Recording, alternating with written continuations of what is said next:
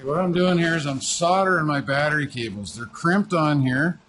What you got to do is you need a bigger torch to do this. You could do it with a a smaller micro torch.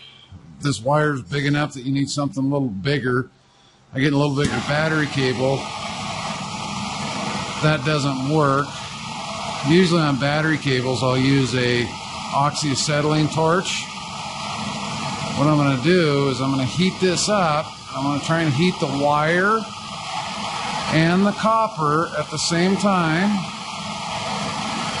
so that it sucks the solder in. You kind of got to mess with it so you don't.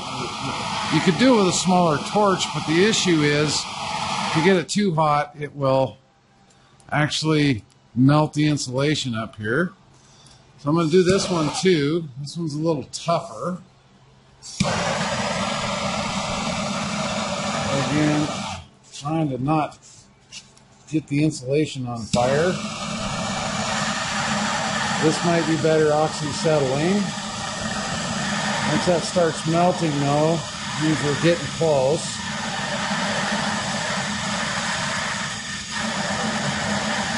Trying to keep this close so I don't melt the insulation, and I might on this one. It might be tough.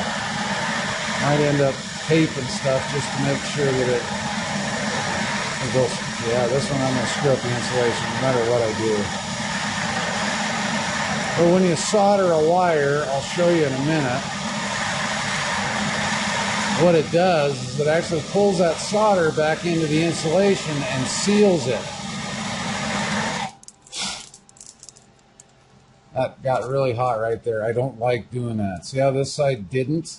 It's kind of what you're shooting for. We're going to let that completely cool before I touch it.